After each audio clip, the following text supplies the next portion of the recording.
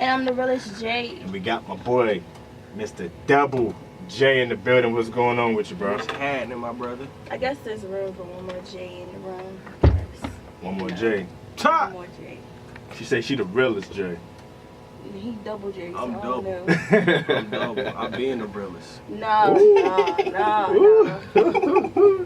Alright, we left off with you, you know, performing with Diddy. Ever since then, I guess, after the Diddy highlight, what was another highlight that you said, this is something I can take serious, that can elevate me to the next level in a career highlight or standpoint in your life?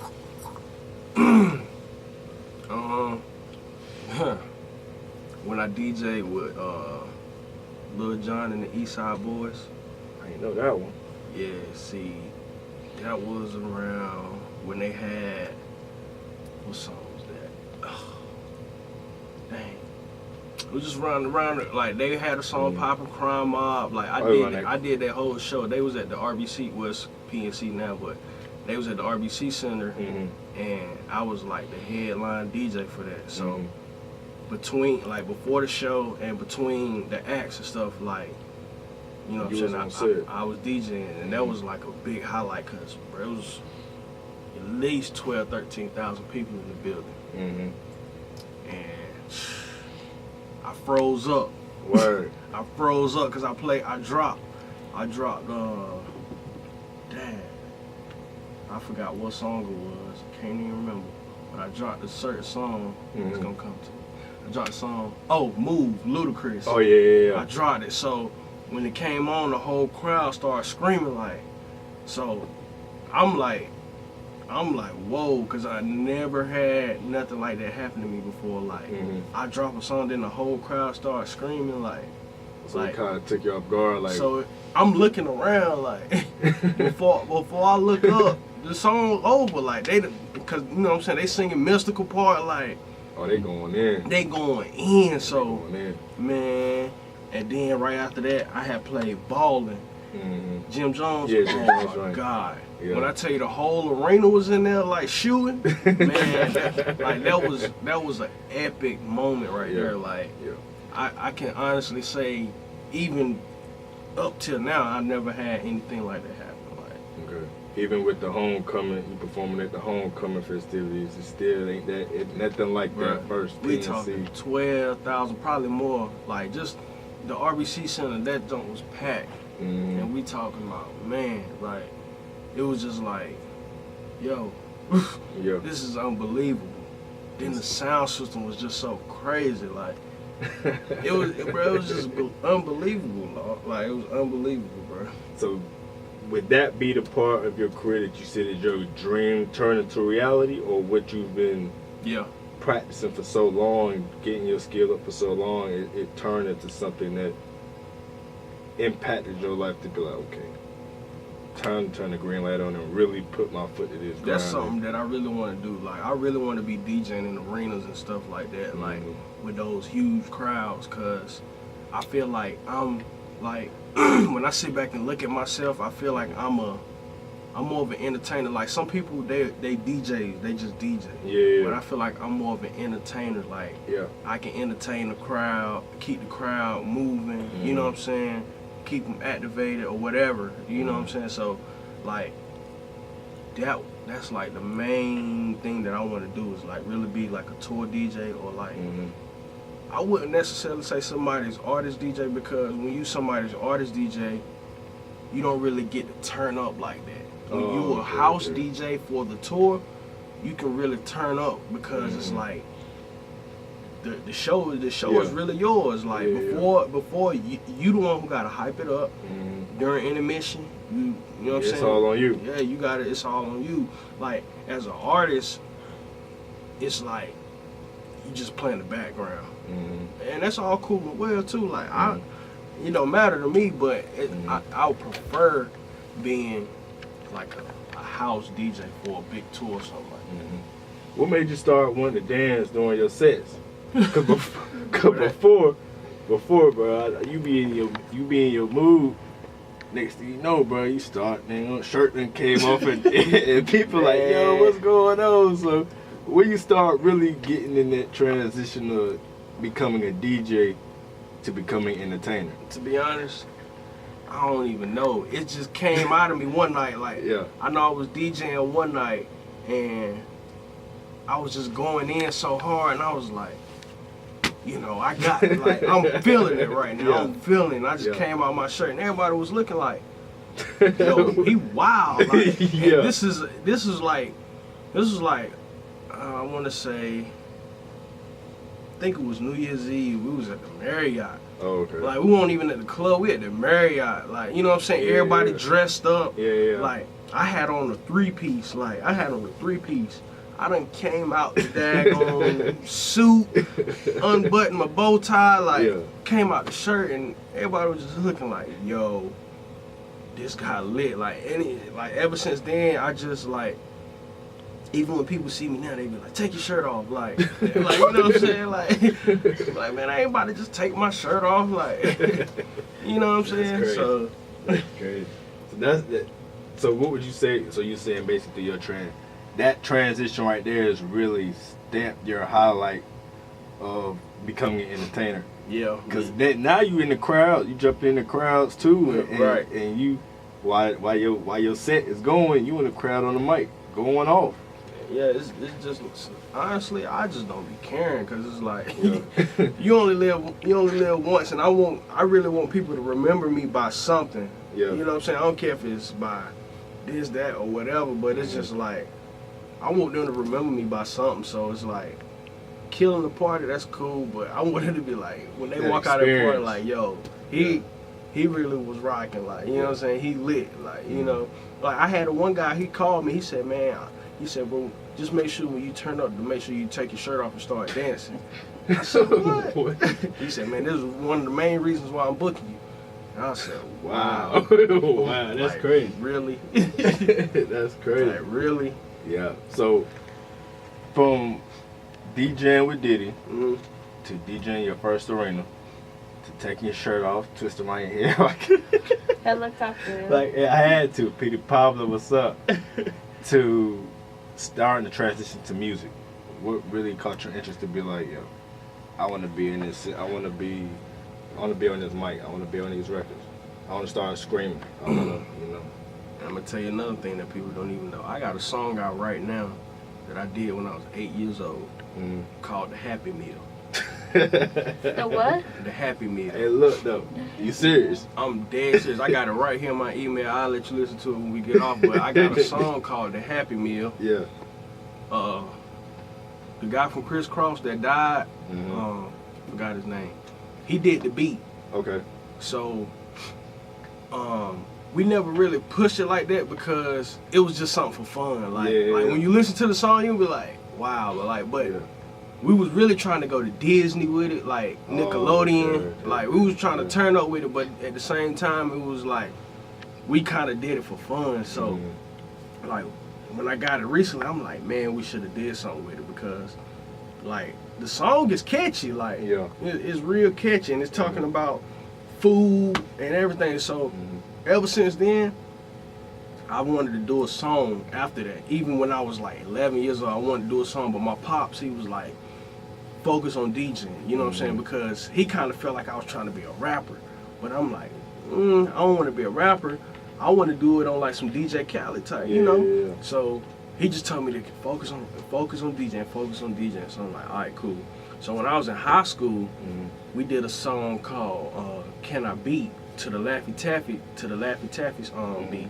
So we did a song called Can I Beat, and it went crazy, like, I mean, went crazy. Wait, can I beat or can I beat? Can I beat? Like, can I beat? Like, yeah, so we did that song, like, we performed it at prom, like. It was going on. It was crazy, like, but it was just something for fun, so. Recently, about 2 years ago, my man Queasy came up to me and was like, man, bro, you need to do a song, like. And I'm like, man, you know, that's crazy. I've been wanting to do a song, but I just don't know what to do. Like, I don't know what to do. Like, he's like, man, let's get in the studio. Let's do blah, blah, blah. So I'm like, all right, cool, let's do it. So we get in the studio, and I'm like, bruh, I don't even know what I'm going to say. Like, yeah. what's going to be the name? So he like, do you have a beat? I'm like, no, I ain't no beat. So my man K Norm, my best friend, like he made beats. So I went to his nice with it too. Yeah. Boy, nice with it. Yeah, so I went to his house one day. I said, bro, like, I want to do a song. Like, you know what I'm saying? So did he take you serious after when you said it, or? At first, he was like, man, whatever, because, you know what I'm saying, because I play a lot. So it was like, man, you was not trying to do a song, like, bro, get on. I'm like, all right. So a week went by. He was like, bro, you still trying to do a song? Yeah. Like, yeah, bro, I told you last week I'm trying to do one. I said, bro, just do, give me a beat. Like, so went to his crib. He cooked up a beat on the spot. So I'm like, all right, cool. So it was like the next day, we went to the studio, loaded up the beat, and really he came up with the hook of I'm just trying to get lit. So, because at first the song was about to be crazy, because I was trying to do a bunch with it. I was about to, you know, beef it up and you know what I'm saying? I was about to do a whole bunch of nonsense in the song. So then I was like, all right, cool. So, but it's so much I can tell you about that song. Like we had ups and downs with it. Like I ain't think it was gonna get finished. I ain't think I was gonna ever put it out. Like, and when I finally got it out, it was like, whoa. Like, you know what I'm saying? Like it was like, whoa, and it's still moving. You know what I'm saying? It's still moving. How'd you link up with Rocky, Northside Rocky? Well, that's been my man since high school. Like we marched in the band together and everything. So I knew him, and I hit him one day. I was like, man, listen to this joint I did. Like, you know what I'm saying? Because the first one I did, it was just, hey, I'm just trying to get lit, but nothing was laid on it. It was just hooked. So he was like, man, just come to the crib. Like, we might figure something out. So went to the crib, and we, you know what I'm saying, we sitting over there brainstorming. Like, that's when he came up with his verse. Then I had my man Dez was over there too. So Dez came up with his verse. We got in the booth, and on June 29th, Get Lit was made. Like, that joint was made. So so from the Get Lit, what's your interpretation of getting lit? Everybody got their different ones, cause it's all about how you get lit. Okay. You know, get lit really don't have a meaning to me. It's all about how you get lit. Like, whether it's, you know, doing this, doing that, drinking, whatever. Like, however you get lit, that's how you get lit. If you just in the party and you just trying to turn up, like, that's how you get lit. Like, you know what I'm saying? It's no real definition behind it. You know what I'm saying? Like, I don't expect you to do a certain thing to when I say you get lit. When it's get lit, it's just me turn up. And before, I guess this was around the time the Get Lit record got released, you was on tour. Right. You know, how was that experience? I know you've been in those arenas, but touring, you know, is that your first time on tour? Yep, first time on tour. Well, take that back. That was my first time on tour by myself. Okay. I was on tour with Bow Wow when I was 10 or 11. And of course I was with my pops, and you know, so I ain't get the real experience like back then. But this time, the tour life is really where it's at. You know what I'm saying? The tour life, like, you have so much fun, freedom, you get money, like it's like, you know, it's something, it's like everybody's dream. Like, I'm sure everybody wants to go on tour and travel the world and have fun and get money. Like, you don't even have to be a DJ. You can, like, we had people on tour with us that did nothing. They was just there, you know, for the experience, because they, you know what I'm saying, they was with Silento, or they was with somebody. They was just there, and they was getting money. They was traveling with us. So it's like, it's a fun experience, and that experience to me was like one of the best ever, because I saw a lot. Got to travel the world, like, you know what I'm saying, a lot of places where I never been before. And what's the highlighted spot off their tour that you was like, I gotta come back? I'm gonna say Detroit. For real? Detroit was. That's not one that's. What about Detroit made it that special? Was it? Detroit was just so live, like they were live, like throughout all the cities. Like New York was straight, but when we went to Detroit, it was like Detroit was, I don't know, just something about Detroit that it shocked me, because I was like, Detroit is like they on fire. On they fire. Get down. Yeah. They get down. They really got down. Okay. Alright. And so after the Get Lit record was released, you got this new record right now. You got the merch on now, the Plug Sauce. Yeah, you already know. You know, we the Plug, so how did this record come about? That's an interesting story too as well. So one day I was at the crib chilling, and I said, man, I want to do another song. So I hit up Saraki, and I was like, man, bro, I want to do another song. He was like, pull up to the crib. I was like, all right. So we at the crib. So my man Kyron, he already had a beat. So I was like, and I told Kyron, I said, bro, we gotta do something on this beat. Like, ain't no need for it to get wasted. We got to do something. So it was like, all right, cool. So we at Saraki house. So I'm like, listen to the beat. I'm like, what in the world? Like, what can we say? Like, what we gonna do? Because with the songs that I do, I want to make them anthems, like, to where people can say it. Like, you know what I'm saying? It can be, you know, catchy. Yeah. So my homeboy, he was just sitting down. He was like, man, let's do a song called Plug Sauce. So I was like, bro, what? Bro, what is Plug Sauce? He was like, I don't know, we just gonna start it. So I was like, well, let's do it then. Like, how we gonna do it? Like, you know what I'm saying? What we gonna do with it? How you gonna do it? So it was like, we just, somehow we gonna say Plug Sauce. I was in there, I was like, Plug Sauce, Plug Sauce, Plug Sauce, Plug Sauce. And then I was like, hold on, cut the mic on. Cut the mic on. So cut the mic on, and then, you know, just start recording. And I was like, man, this might be one right here. This might be one. Like, I don't know what Plug Sauce is, but we gonna find out what it is somehow. So you know what I'm saying. So really, what we kind of came up with is like Plug Sauce just mean you got the juice. Like you the plug. Like, you know what I'm saying. Like, you got the juice. So it's crazy you say that, because back in the day, I don't know if you remember, it was a group called The Juice. Yeah. Back in the day. I remember that. Yeah. I definitely remember that. Yeah, that was a highlight of the city for real. Matter of fact, I think they the one. Well, I don't know. They were the ones. But you remember Juicy Campus? Yeah. Oh, it came from there. I think. Oh wow, that's something that these they don't know about it. Central right now don't know about. They don't know about that. They don't know about that. They don't know about that one. They don't know about that one. That was giggling. What's so funny? Because you gotta grow up with it. That's on the whole. Yeah, that's a whole other world. That's a whole other world. You see my face, right? And you ain't going to stay at all. Yeah, you ain't going to stay at all. But so, what's next? Any more records? Any more video? Matter of fact, you ain't did a video to the Get Lit. So that's what we in the works of doing now. We working on doing the video for Get Lit and Plug Sauce. Okay. Matter of fact, we kind of already got the idea out for Plug. See, Get Lit, that's gonna be easy. That's like a dance type record. You know what I'm saying. We just gonna go. We gonna go different places, and we just gonna get lit. Like, you know what I'm saying. Like, we plan on.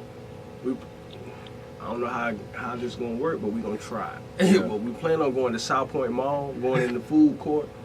It's gonna be about 50 of us, and we just gonna get lit. We gonna stand on the tables and everything until we get kicked out. Like, that's just how we gonna do that one. You know what I'm saying? Then we probably gonna hit up a few high schools or something like that, and just have them. And you got videos of the kids with the Get Lit record. Yeah. And then for the Plug Sauce, what we gonna do is we gonna rent out a school kitchen, and we're gonna get like a table. We're gonna have like gold silverware and everything, and it's gonna be basically Cavino and Lil Malik, which are the artists. They're gonna be cooking up some sauce, and me, Easy, and Cud are gonna be sitting at a table, and we're gonna be trying to figure out who got the best plug sauce. Like, you know what I'm saying? That's gonna be kind of how we do plug sauce. But we still in the works of that as well. But get lit, that video probably be ready by the first of the year. Okay. Any more tours coming soon? I know you're working on the videos. We're supposed to be doing a part 2 of the dance tour next year. Okay. It's supposed to start out late March, 1st of April. Y'all didn't have a date in North Carolina last time, did y'all? Or in Raleigh-Durham last time, did y'all? I don't think y'all was here. No, we sure did. That'd be dope, though. I mean, you already got the kids. I mean, that's... And honestly, I don't know why. I don't know why we didn't do North Carolina. Like, you know, I tried to get them to do North Carolina, but it was a money issue. Mm-hmm. You know what I'm saying? Like, and there was a lot of dates that got canceled. Like, we didn't even go out to the West Coast. You know what I'm saying? So y'all did mostly up top and some. We did mostly A-market tours. Like, we did New York, Detroit, Philly, DC. You know what I'm saying? Tennessee. Y'all hit Atlanta too? Yeah, we hit Atlanta because that was the headquarters. So. Oh, okay. Yeah, that was the second show. But yeah, so hopefully this time when we do it again, we'll be in North Carolina. Okay. Where can everybody find you at on the IG, the social media before you get up out of here? It's real simple, real simple. It's at DJ_J919. That's Twitter, Instagram, Snapchat. DJ double spelled out DOUBLE J, one single letter J, 919. That's where I'm from, Bullshit. Now. You're not tuning to the plug. We'll be right back after this. It's your boy Cool Kev. And I'm the realest J. We'll be right back after this, alright? Holla at us. This your boy DJ Double J, and I'm rocking with the Cool Kev and the realest J at the plug on Audionet. Expect the exclusive.